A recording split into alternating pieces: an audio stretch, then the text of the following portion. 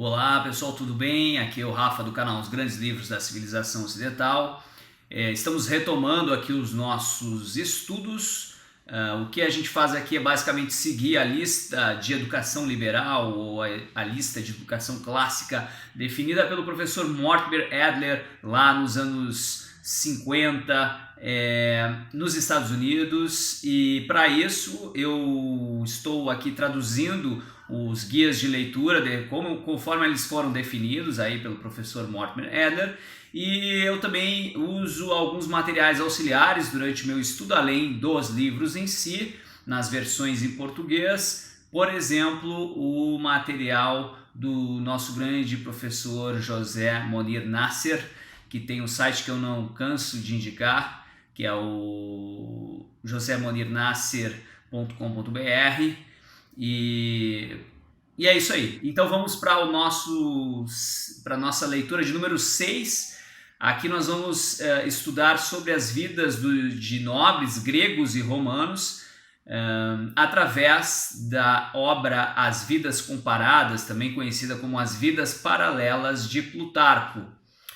E para essa leitura nós vamos utilizar o que existe em português, que são as vidas comparadas de Alexandre o Grande e de Júlio César, e também uma versão em espanhol que contém aí as vidas, infelizmente essas não estão traduzidas por completo, né, as obras de Plutarco, que contém as vidas de Licurgo e de Numa, que foram legisladores, né? Ao contrário de Alexandre e Júlio César, que foram grandes conquistadores, grandes guerreiros, estes foram legisladores, ok? Então vamos lá para o nosso sexto guia de leitura. O desenhar de comparações é um exercício que encanta a mente humana. De alguma forma a gente sente que entende melhor as coisas quando conseguimos ter clareza a respeito das semelhanças e das diferenças do que estamos analisando. Isso é especialmente verdade no campo da história. Entendermos melhor o nosso próprio país passa por compará-lo com outros países ou o nosso próprio século quando comparado com os séculos anteriores. E quando nós comparamos nações ou épocas, a gente vai levar em consideração, inevitavelmente, os grandes homens ou os grandes líderes que representam ou simbolizam as realizações notáveis de cada uma delas. A maioria de nós, por exemplo, quando começa a estudar a história recente, não tem como não ficar fascinado por figuras que contrastam umas com as outras, né? Como, por exemplo, a do presidente americano Woodrow Wilson, quando comparado ao primeiro-ministro britânico, o Lloyd George, isso na Primeira Guerra Mundial, ou então da comparação do presidente americano Franklin Roosevelt, quando a gente coloca ele ao lado do também primeiro-ministro britânico Winston Churchill, o grande Winston Churchill na Segunda Guerra Mundial. Esses foram grandes nomes no tempo, nos seus dias, né? E olhando para eles hoje, também nós vemos que eles foram homens verdadeiramente bons, mas também não deixa de exercer certo fascínio aqueles homens notáveis por terem sido maus, né? Por exemplo, a gente pode fazer igualmente uma comparação interessante e que nos traz algumas lições da maldade de sujeitos como o Benito Mussolini, o Adolf Hitler ou o próprio Joseph Stalin. E o Plutarco, autor dessa obra que a gente vai ler nessa rodada de leitura, ele não é simplesmente um escritor de biografias. Ele é o único que escreveu comparações que nos dão uma compreensão mais viva da Grécia e da Roma Antiga. Os homens que ele compara são os melhores daqueles tempos. Os que foram grandes e maus, bem como os que foram grandes e que foram bons. Na obra das Vidas Comparadas, que a gente também chama em português de Vidas Paralelas, ele faz a comparação entre Numa e Licurgo, onde nós temos dois grandes benfeitores da humanidade, dois legisladores, E ele também dá um tratamento para o Alexandre e para o Júlio César, né? Aí a gente vai ter dois grandes implacáveis conquistadores e que estão numa busca obstinada por poder. E depois dele nos apresentar essas vidas paralelas, ele vai deixar para que a gente, de certa forma, faça o delineamento final da comparação. Então, vamos lá para o nosso guia da sexta leitura. Bom, as pessoas são interessadas em pessoas, né? E o Plutarco ele escreveu sobre pessoas.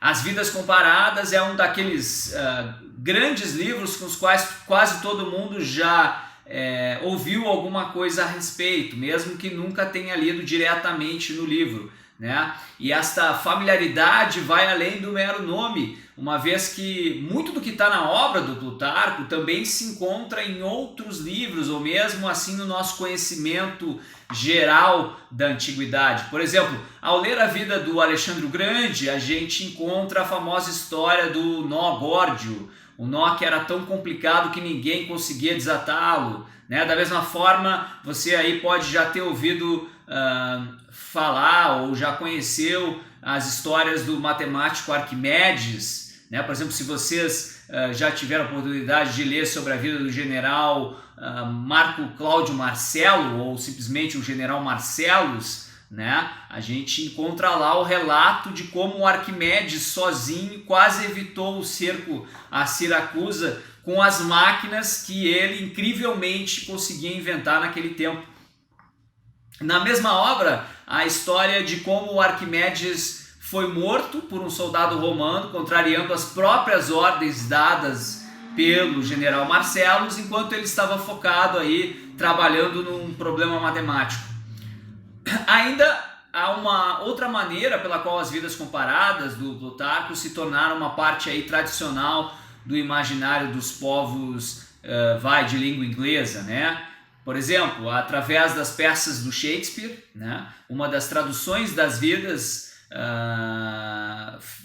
para o inglês feita pelo Sir Thomas North apareceu pela primeira vez em 1579 e ela vai se tornar a fonte para a elaboração de grandes peças de Shakespeare como o Júlio César, né? As peças romanas, chamadas peças romanas de Shakespeare, Júlio César, Coriolano e Antônio, e também a Cleópatra, né? O Plutarco ele escreveu muitas obras além das Vidas Comparadas. Aliás, essas geralmente são agrupadas aí sob o nome comum de Opera Moralia ou Obras Morais, né? Elas incluem alguns ensaios, como por exemplo da educação das crianças, sobre o vício e a virtude, né? Que eles chamam em inglês de On Virtue and Vice, né? Infelizmente eu não achei uma tradução em português para indicar para vocês aqui dessas obras. Ele também escreveu uma obra chamada Preceitos Conjugais, né? Que em inglês se chama Advice to the Married,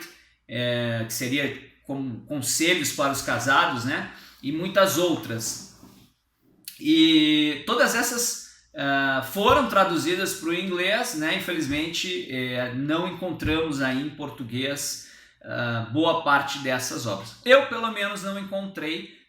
Se alguém conseguiu encontrar, por favor me informe. Estou muito interessado em expandir aí a minha leitura de Plutarco. Não se sabe muito sobre a vida do próprio Plutarco, né? As datas em que ele viveu são geralmente apresentadas como sendo entre 46 e 120 a.C., né? Embora essas datas sejam aí estimadas. Mas é certo que ele viveu e escreveu durante o período que Edward Gibbon chamou de a Era de Ouro do Império Romano, né? A última parte da vida dele se deu durante os reinados de Marco Nerva, Marco Trajano e talvez do Adriano. E esse fato em si, ele importa porque significa que o trabalho do Plutarco não é o que a gente poderia chamar assim de uma propaganda, né?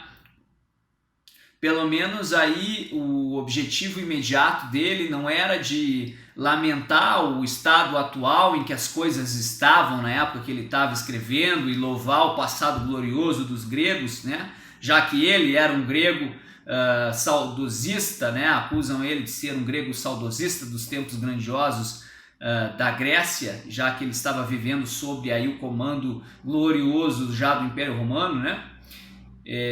Então não dá para dizer que ele fazia essa propaganda, que tentava defender a grande superioridade de uma Grécia que não existia mais, mas sim de despertar os cidadãos a voltarem aí aos caminhos morais, né, dos seus antepassados, né? Isso não é para negar que com frequência se lê as vidas comparadas como se o Plutarco pensasse que os homens sobre os quais ele escreve são melhor do que os que são os contemporâneos dele à época. Mas a superioridade deles é de ordem moral, né? Os costumes e maneiras seriam, em tese, melhores nos tempos antigos. Simplesmente não era possível pensar que nos dias de Trajano, em que o Plutarco escreveu, que os romanos poderiam ter sido maiores do que eles eram até então, né? Isso ajuda a explicar por que os escritos de Plutarco são de natureza mais moral do que política. Outro fator que contribui para isso é que o próprio Plutarco não era romano, como eu falei, mas grego, né? E o tempo do poderio militar grego já tinha passado, a influência da Grécia agora era exclusivamente cultural. A construção e proteção de um império era uma preocupação romana, não grega. O Plutarco nasceu em Queroneia, na Beócia, e ele foi treinado em Atenas e passou algum tempo em Roma. Mas ele viveu a maior parte do tempo e morreu na sua cidade natal. E lá ele ocupou cargos políticos e também sacerdotais. Ele teve pelo menos 5 filhos, um deles, né, foi uma filha que morreu ainda jovem. O Plutarco ele não estava presente na morte dessa criança, mas ele escreveu uma longa carta para sua esposa, a Timoxena, tentando fortalecê-la, incentivá-la, né, ajudar ela espiritualmente. Sob o título de Consolação para sua esposa, essa carta foi preservada. A fama do Plutarco, é claro, ela repousa principalmente no seu trabalho com as biografias. Ele insiste que a tarefa de um biógrafo é diferente da tarefa de um historiador. Por consequência, As Vidas Comparadas é uma obra menos preocupada em ser assim factualmente completa do que enfatizar e ilustrar alguns pontos que são considerados importantes pelo Plutarco, né? Geralmente esses pontos são de natureza moral. E aí eu vou ler um trecho aqui para vocês. Deve-se ter em mente que não escrevemos histórias, mas vidas. Nem sempre, aliás, as ações mais brilhantes...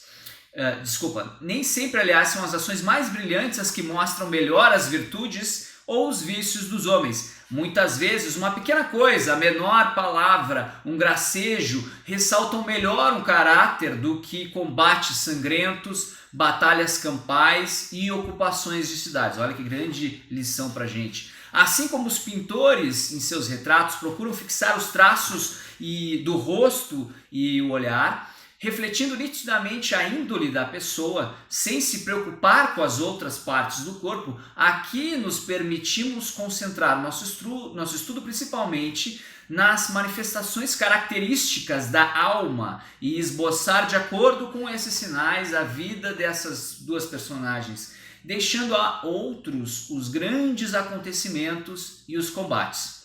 Esse trecho que eu acabei de ler para vocês é tratado como nota na tradução em português, que eu vou colocar o link aqui para vocês, que é a tradução que eu utilizei do grande Mário da Gama Curi. Não é nenhuma novidade aqui para quem nos acompanha, as traduções deles são as melhores aqui para o português, né?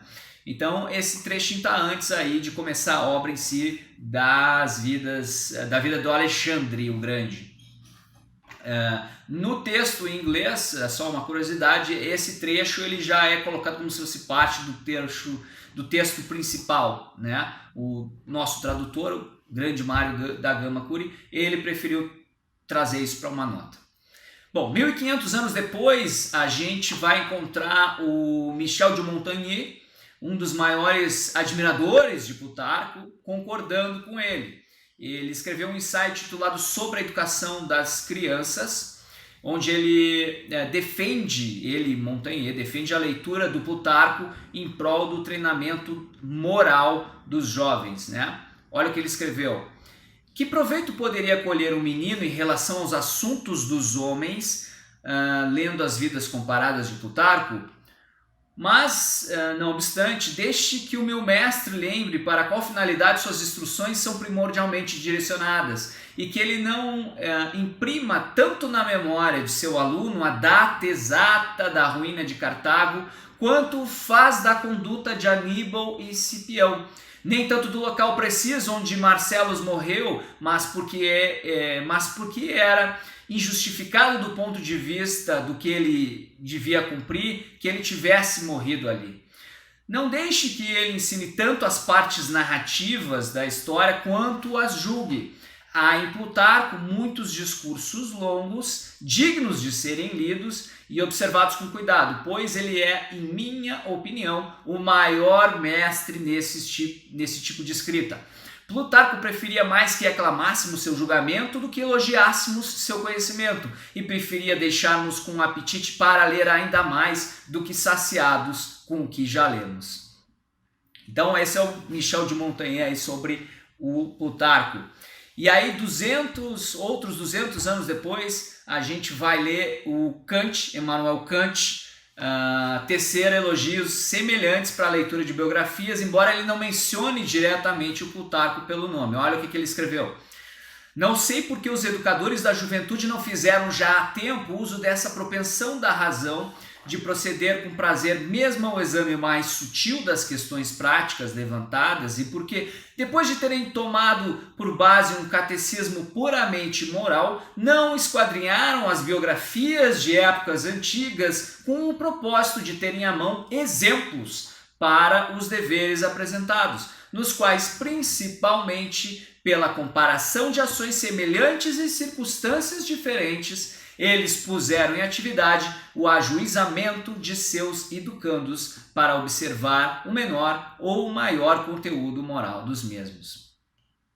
Essa passagem ocorre perto do final da obra intitulada Crítica da Razão Prática, e essa sim, bem traduzida em português, né?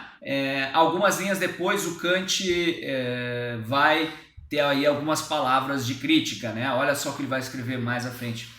Desejo somente poupá-los de exemplos das ações ditas nobres, ultrameritórias, que tanto desperdiçam nossas publicações sentimentais, e reportar tudo simplesmente ao dever e valor que um homem pode e tem de dar a seus próprios olhos pela consciência de não o ter transgredido. Porque o que acaba em desejos vazios e nostalgia de uma perfeição inatingível produz meros heróis de romances que, enquanto se prevalecem de seu sentimento de grandeza excessiva, dispensam-se da observância da obrigação comum e corrente, que então lhes parece apenas insignificantemente pequena. Ao longo dos tempos, os críticos concordaram que As Vidas Comparadas é um livro de instruções morais. Portanto, é apropriado compará-lo com outros trabalhos sobre moralidade. Se vocês voltarem e derem uma olhada para as leituras anteriores que a gente fez aqui no nosso canal, vocês vão descobrir, que a gente fez por aqui, né? Vocês vão descobrir que todas elas podem ser caracterizadas como sendo, pelo menos em parte, obras no campo da moral, né? Mas elas diferem amplamente em forma. Tivemos aí um discurso político, que foi a Apologia de Sócrates. Tivemos diálogos, o do Criton, o Diálogo do Dever e a República. Nós tivemos peças de teatro, o Édipo, o Rei e Antígona. Nós tivemos exposição direta com Ética, Nicômaco e a Política. E agora estamos lendo uma biografia. A longa citação de Montaigne, ela deixa clara que questões morais também podem ser tratadas na forma de um ensaio. Além disso, é evidente que a narrativa histórica pode, e novamente pelo menos em parte, ser moral em importância. Pode surpreender você, no entanto, descobrir que pelo menos um trabalho moral, a Ética de Spinoza, que é uma leitura que vai vir muito lá na frente no programa aqui de Educação Liberal, ela foi escrita como na geometria, na forma de axiomas, definições e demonstrações. Essa grande diversidade de formas naturalmente levanta a questão de se todas essas formas ou estilos são igualmente adequadas para escrever sobre questões morais ou se essas diferenças de forma estão mais correlacionadas com alguma diferença de conteúdo. Pelo menos no caso da forma biográfica, a resposta parece clara. As biografias necessariamente lidam com eventos de homens em particular, elas não desenvolvem princípios morais como tais, embora possam ilustrá-los, delineá-los, né? A forma biográfica, então, parece mais adequada a um propósito específico, por exemplo, o de instruir por meio do exemplo, especialmente de instruir os mais jovens em questões morais. E aí uma pergunta que se coloca, seria Plutarco, além de biógrafo, também historiador? Para tornar essa questão mais concreta, a gente podemos nos perguntar se o Plutarco, além de escrever sobre a vida de César, também escreve sobre a história de Roma durante o período em que viveu César. E a resposta é provavelmente um sim e um não. Por exemplo, como os sujeitos das obras do Plutarco são sempre homens nobres e famosos, o que eles realizaram e o que aconteceu com eles afetou invariavelmente o curso da história dos acontecimentos, né? Grande parte da história de Roma, durante o período que o César viveu, assim, em outras palavras, idêntica à vida do César. No entanto, por outro lado, a perspectiva do historiador seria diferente da perspectiva do biógrafo, né? O primeiro concentraria sua atenção em Roma, o segundo em César, como faz o Plutarco. O biógrafo, portanto, inclui detalhes que o historiador omite e o historiador encontra muito mais coisas relevantes ao seu assunto, ao seu tema, a história, do que o biógrafo, né, que ele vai atenuar ou ignorar esse tipo de questão, né? Outra questão que se coloca é, será que a biografia se assemelha mais à história ou à poesia? A seguinte citação é do Aristóteles na Poética e ela pode aí nos ajudar com a resposta. A tarefa do poeta não é a de dizer o que de fato ocorreu, mas o que é possível e poderia ter ocorrido segundo a verossimilhança ou a necessidade. Com efeito, o historiador e o poeta diferem entre si não por descreverem os eventos em versos ou em prosa. Poder-se-iam apresentar os relatos de Heródoto em versos, pois não deixariam de ser relatos históricos por se servirem ou não da metrificação. Mas porque um se refere aos eventos que de fato ocorreram, enquanto o outro aos que poderiam ter ocorrido. Eis porque a poesia se refere de preferência ao universal, à história, ao particular. Esse foi Aristóteles na Poética, que estava por aqui e aqui está ela. Nessa versão, essa que é a tradução em português bilíngue do Paulo Pinheiro. Esse trecho que eu li está na página 95. Mais uma questão que a gente pode colocar aqui, com base em que ponto ou quais pontos o Plutarco comparou Alexandre e César? Certamente as semelhanças óbvias entre esses dois grandes homens aí. Ambos eram excelentes generais, a fama deles durou e talvez nunca tenha sido superada. Ambos eram estadistas importantes e generais. Ambos eram muito liberais, digamos assim, com seus amigos, muito generosos, né? Sem dúvida, outros pontos de similaridade podem ser encontrados, né? Mas, igualmente impressionante a lista de diferenças entre eles, e isso levanta o problema de se eles são realmente, se seria adequado compará-los, né? Observe algumas das diferenças. Alexandre morreu jovem, aos 33 anos, César viveu até os 56 anos. Alexandre morreu de doença, enquanto César foi assassinado. Alexandre nasceu um monarca absoluto e o César operava aí no âmbito de uma república. A conquista mais longínqua de César foi a Grã-Bretanha e ele não conseguiu, né? O Alexandre ele chegou até as portas de entrada para a Índia quando teve que voltar, né? É claro que os dois os assuntos, né, de vidas paralelas eles devem ter algumas diferenças, né? Caso contrário, aí nenhuma comparação interessante poderia ser feita, né? Portanto, a questão realmente se resolve enquanto a mesmice, enquanto a diferença que tem entre os dois que estão sendo comparados, né? Para que isso possa se tornar adequado aos propósitos do Plutarco, né?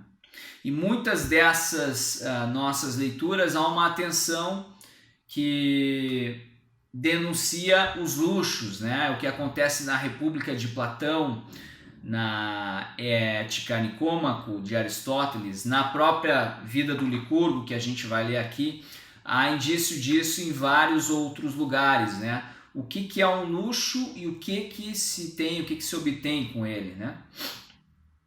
Nos Estados Unidos, os americanos em geral se orgulham do alto padrão de vida que eles conquistaram, né? E eles de fato consideram que uma política que prefere alguma coisa mais soft do que as armas, ela não é apenas agradável, mas também assim uma sinalização de intenções, digamos assim, pacifistas, né? No entanto, assim, o uso de expressões como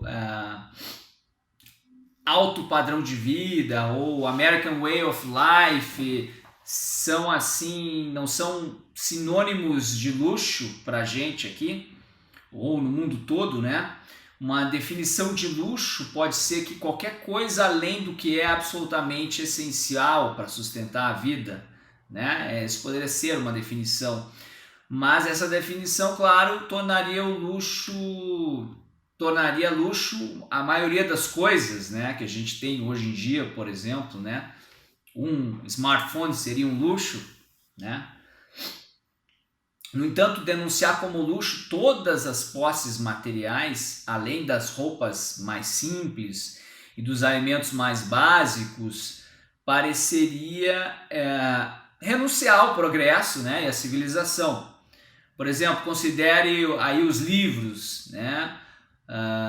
Como exemplo, será que bons livros são necessidade ou são um luxo?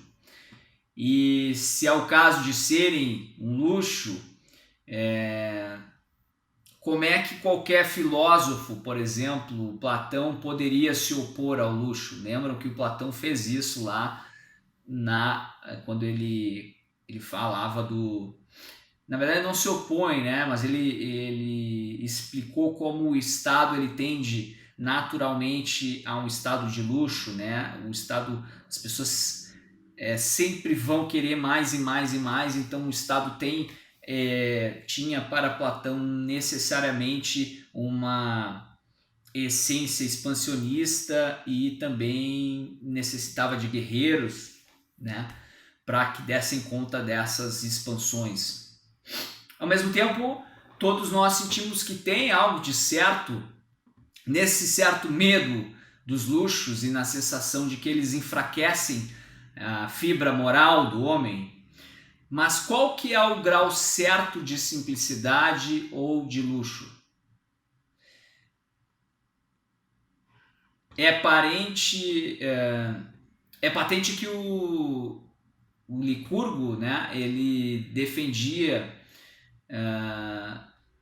a simplicidade, né, como uma coisa boa, quando ele deliberadamente, por outro lado, ensinava as crianças a roubar, né? Isso é meio contraditório, né?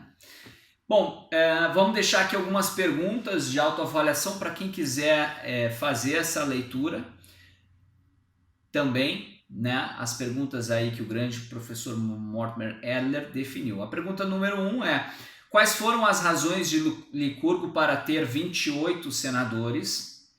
2. Quantos lotes de terra havia para Esparta e para os seus cidadãos? Pergunta de número 3. O que Plutarco considera ter sido o golpe mais eficaz de Licurgo contra o luxo? Pergunta de número 4. Como os espartanos trataram os seus ilotas, que eram aquele povo escravizado por Esparta? 5. Quais eram as regras relativas às virgens vestais de Roma? 6. O que significa quando os portões do templo de Janus estavam... O que significava quando os portões do templo de Janus estavam fechados? 7. Por que Alexandre o Grande não gostou quando Aristóteles publicou as suas primeiras obras, as obras dele, Aristóteles, né?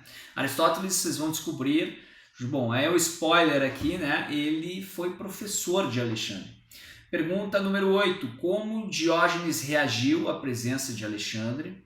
Pergunta de número 9. Como foi que Clito morreu?